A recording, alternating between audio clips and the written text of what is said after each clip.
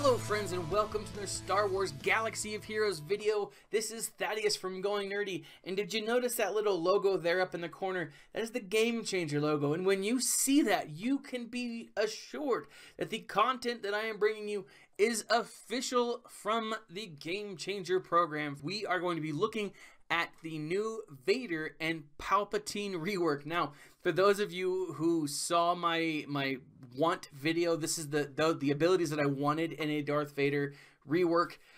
I may have gotten your hopes up. But I also want to point out that I wasn't too far in what they were missing out on, especially with the Vader rework, because he was obviously the focus of the video. It's interesting what they chose to give Vader and what they chose to leave with him.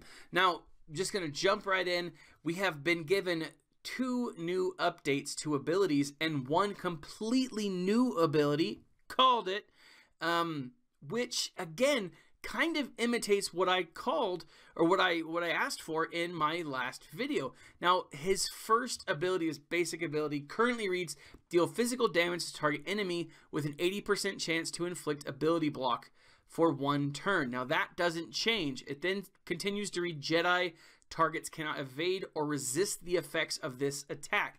Now they've added 1 little thing, and it just says Jedi and Rebel. That little and Rebel section is the little bit that becomes a really important factor, especially now with dark side territory battles or territory wars going on. This is definitely something that is going to help people who have Vader. That ability is going to make it a lot easier for players to defeat, especially the upper levels of whatever event that Vader is going to be playing in. Now, that doesn't fix kind of some of the problems that we've seen with the dark side territory battles, but it does at least add a degree of survivability to Vader, and especially a degree of manipulation, more manipulation to more targets. This is also going to put into check some of the current meta that we've been looking at. A lot of the meta revolves around Rebel characters, because let's face it, they are one of the biggest groups that we've seen and that exist in the game. Now, granted, they're also one of the biggest groups that exist in current canon, but I don't know. We'll see more from that, or we'll see how it plays out in the actual game. Now, his Force Crush ability, again, nothing really changed here, but except 1 major thing.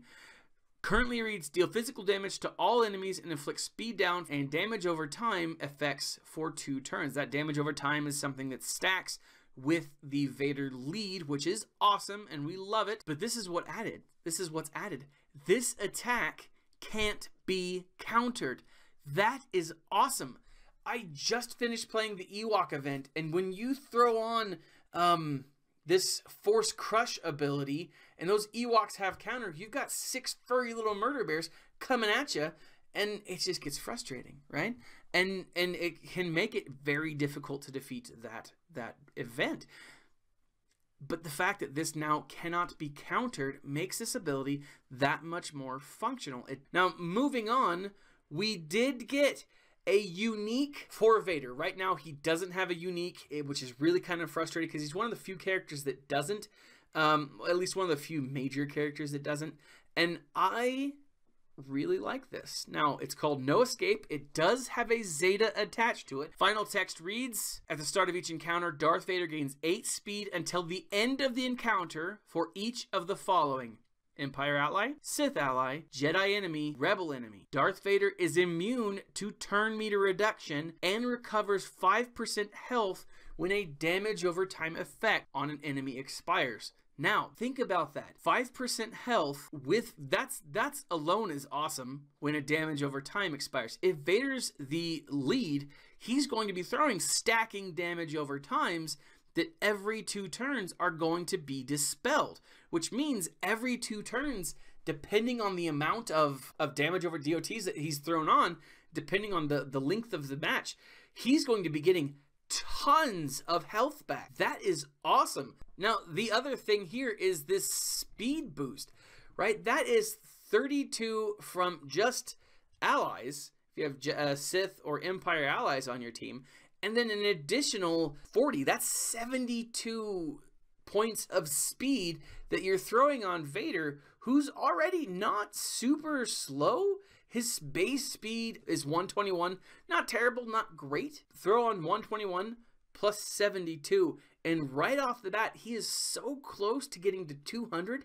That is ridiculous. That is awesome, though. Think how fast he's going to go. And especially if you're going to have stun and damage over time, this is going to be a great character. Now, I'm really excited. Now, I will point out that what this looks like to me is a very strong, very, I don't know, Rogue One-ish Vader. This is Vader in his heyday. Now, someone mentioned in the video that I did a couple of days ago that there really is only one Vader, and there shouldn't be more. Kind of like we have so many Han Solos, and we may get more Han Solos, you know, Imperial Cadet Han Solo, who knows? You know, Carbonite Han, which we've talked about, would be awesome. But what I'm saying, though, is I don't think we're going to get a ton of different Vaders, but we could get a few different Vaders, like I suggested in the video. This doesn't negate a Lord Vader Anakin, like I mentioned, but it does kind of give us that Vader in his heyday look. And especially with this Zeta, especially with this ability that gives that speed, because this is very reminiscent of the Rogue One Vader, right? You're going up against rebels, and he's just cutting folks down.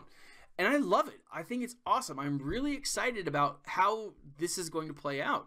Now, I do have footage, obviously, as you guys are watching, but I'm curious to see what it's going to look like in territory battles. Very excited to see how this plays out. This does make his character a little more survivable, and it makes him attack more. Now, I don't necessarily know if this is going to, if they're going to adjust his stats or his speed or anything like that outside of what we see here, but I am excited to see this character play out. Now, moving on. We have Emperor Palpatine. Now, his basic lightning strike currently reads, deal special damage to target enemy and shock for 3 turns.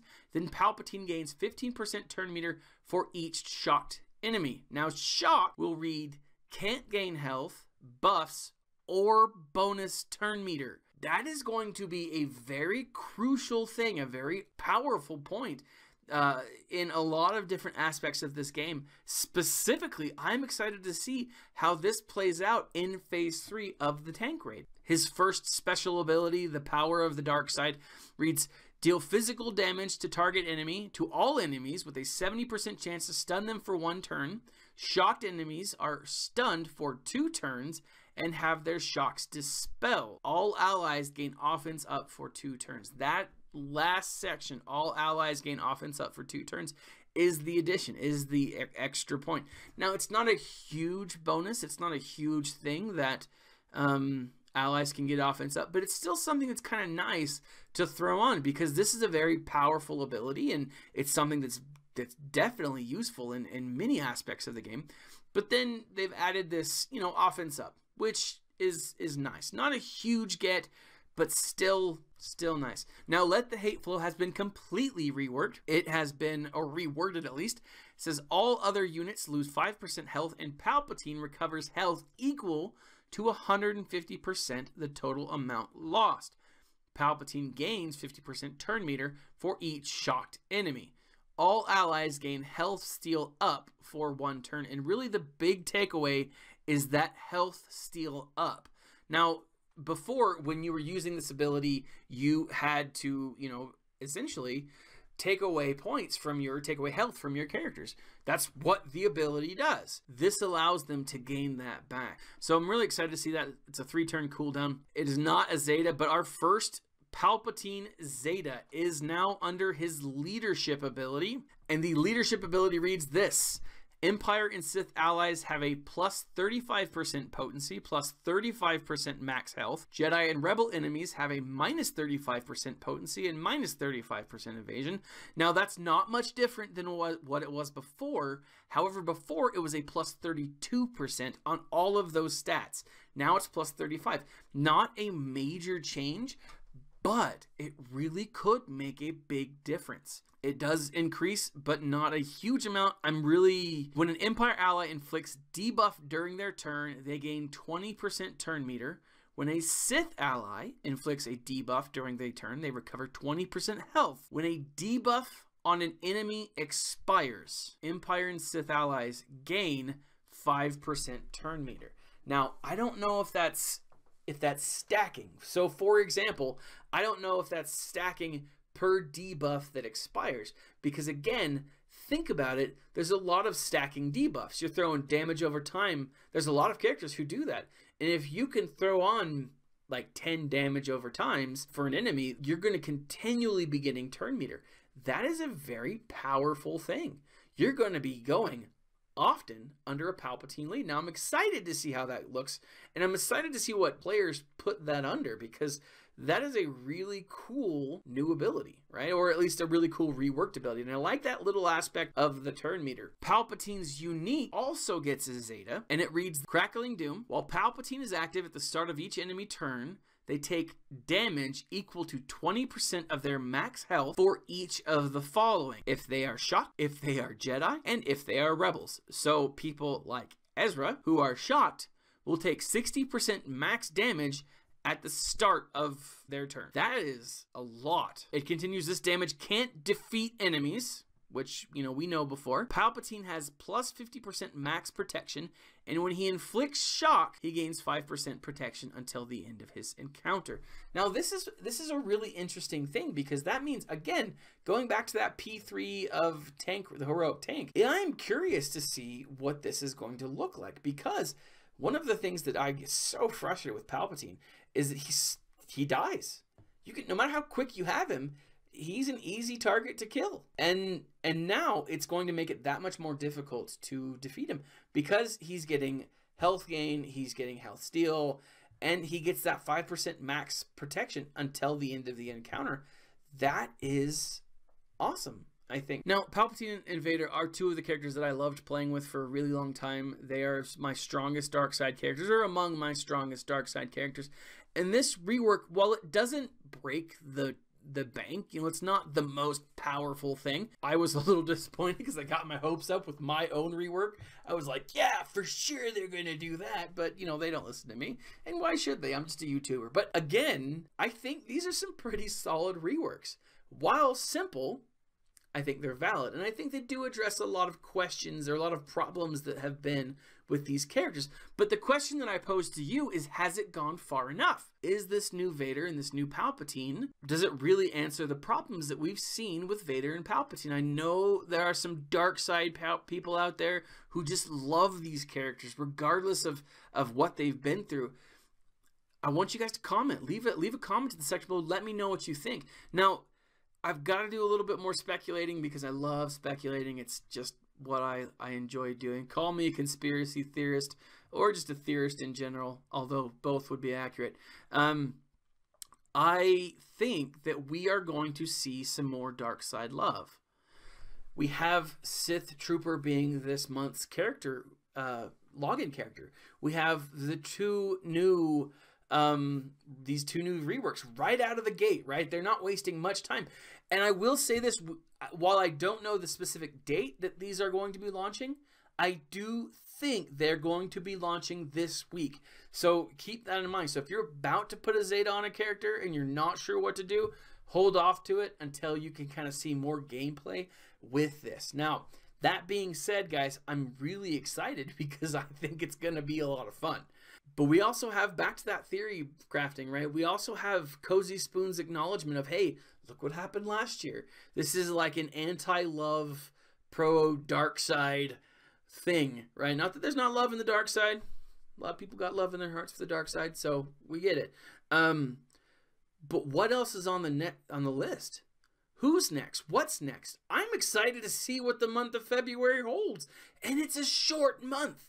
So really, it could be anything. Very excited. Leave a comment in the section below. Like, subscribe, share. Let me know what you think, guys. I love the conversations that go on in the chats. I read them, or the forum, the posts below. I read them all the time.